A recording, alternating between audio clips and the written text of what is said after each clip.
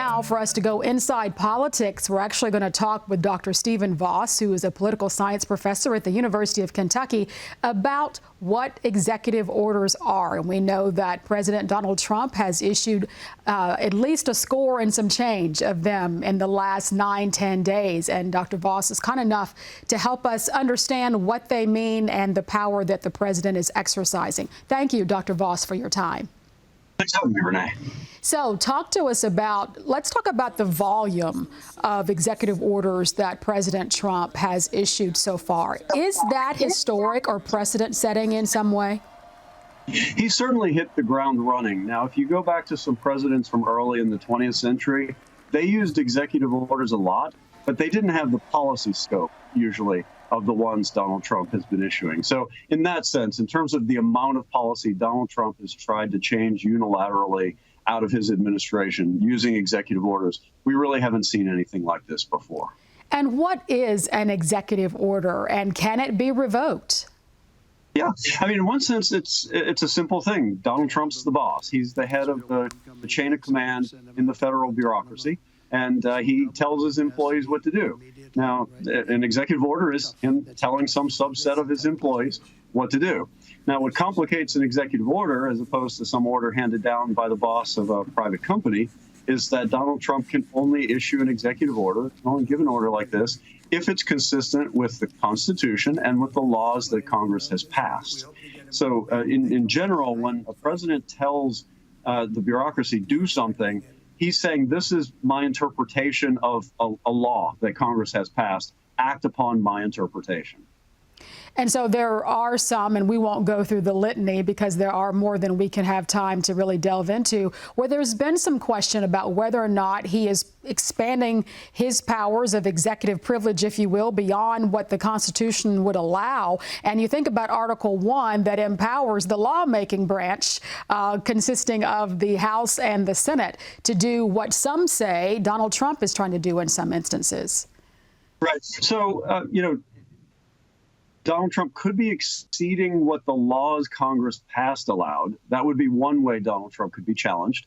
Someone could take his administration to court saying that his interpretation of that congressional act is wrong.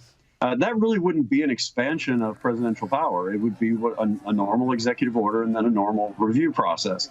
Now, we have had a couple of cases where Donald Trump is moving closer to reinterpreting the Constitution. I'm thinking in particular of the 14th Amendment's birthright citizenship clause, where he's really seems to be pushing a federal case where the courts would have to decide whether his interpretation of the U.S. Constitution is correct. So some mixture of the courts interpreting laws, the courts interpreting the Constitution. He's pushing those boundaries, probably forcing them to have some of those decisions. And we know that a federal judge has gotten involved and blocked at least part of an executive order. Do you think that we're going to see more influence of the court in these actions to come?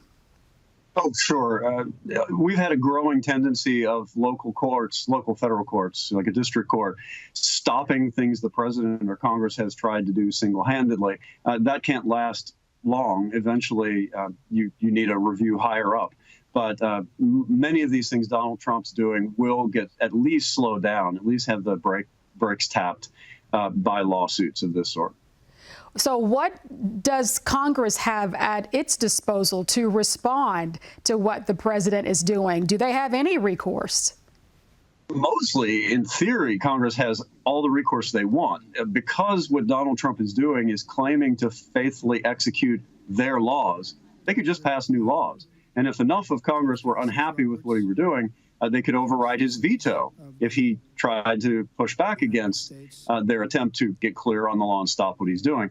The difficulty is that when Congress wants to overturn presidential actions, there are usually enough people in Congress who like what the president did that they won't actually pass that law to push back. Right. And could we see the Supreme Court of the United States get more involved once those decisions perhaps are appealed beyond just the federal judges? Sure. Indeed, the Supreme Court, conservative court, has declared more rights for the federal judiciary to reconsider what the executive branch tries to do lately. So, you know, just because you have conservatives in the court and conservatives in the White House doesn't mean they're going to agree with each other. The Supreme Court could overturn these interpretations from the Trump administration of the laws, and they also could disagree with the Trump interpretation of the Constitution.